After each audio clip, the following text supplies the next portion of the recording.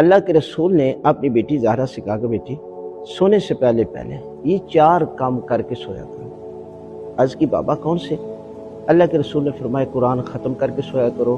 اس کے علاوہ جو ہے وہ حج اور عمرہ کر کے سویا کرو،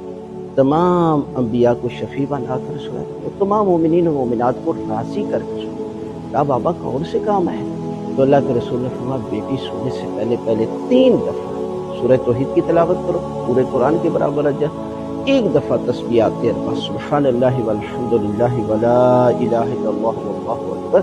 حج اور عمرے کا ثواب ملے گا، اور 1 دفعہ درود شریف اس طرح پڑھو، اللہم صلی علی محمد وعلی محمد وصلی علی جمیع الانبیاء والمرسلین، تو تمام انبیاء کو شفیع بنا کر، اور اللہم اغفر للمؤمنین والمؤمنات، تو یہ سمجھ لینا کہ آپ نے تمام مومنین اور مومنات کو راضی کر کے